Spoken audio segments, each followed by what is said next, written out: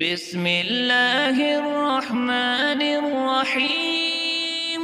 تبارك الذي بيده الملك وهو على كل شيء قدير، الذي خلق الموت والحياة ليبلوكم أيكم أحسن عملا وهو العزيز الغفور، الذي خلق 7 سماوات طباقا ما ترى في خلق الرحمن من تفاوت فارجع البصر هل ترى من فطور ثم ارجع البصر كرتين ينقلب إليك البصر خاسئا وهو حسير، ولقد زينا السماء الدنيا بمصابيح وجعلناها رجوما للشياطين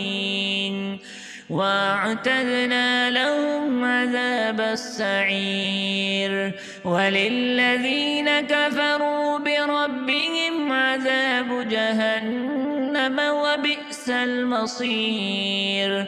إذا ألقوا فيها سمعوا لها شهيقا وهي تفور تكاد تميز من الغيظ كلما ألقي فيها فوج سألهم خزنتها ألم يأتكم نذير قالوا بلى قد جاءنا نذير فكذبنا وقلنا ما نزل الله من شيء إن أنتم إلا في ضلال كبير، وقالوا لو كنا نسمع أو نعقل ما كنا في أصحاب السعير، فاعترفوا بذنبهم فسحقا لأصحاب السعير.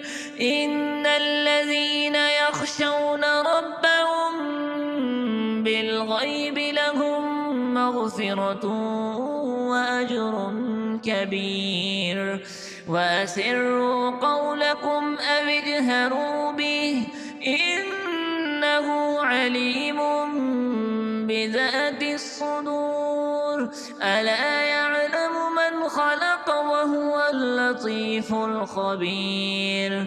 هو الذي جعل لكم الأرض ذلولا فامشوا في مناكبها وكلوا من رزقه وإليه النشور.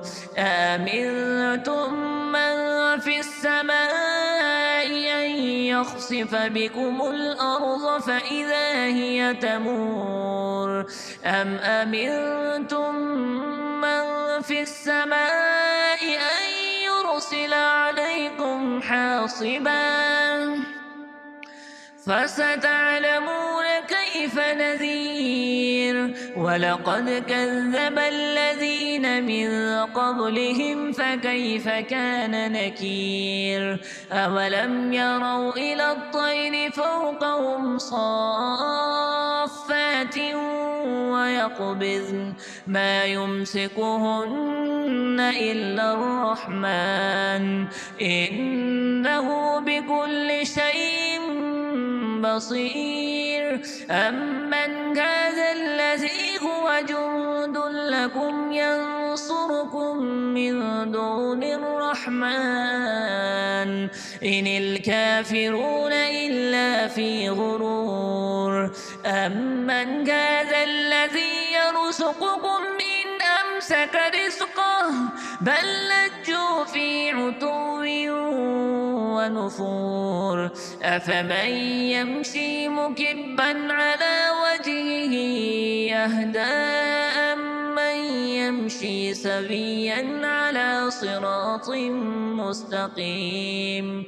قل هو الذي أنشأكم وجعل لكم السمع والأبصار والأفئدة قليلا ما تشكرون قل هو الذي ذرأكم في الأرض وإليه تحشرون ويقولون متى هذا الوعد إن كنتم صادقين قل إنما العلم عند الله وإنما أنا نذير مبين فلما رأوه زلفة سيئت وجوه الذين كفروا وقيل هذا الذي كنتم به تدعون قل أرأيتم إن أهلكني الله ومن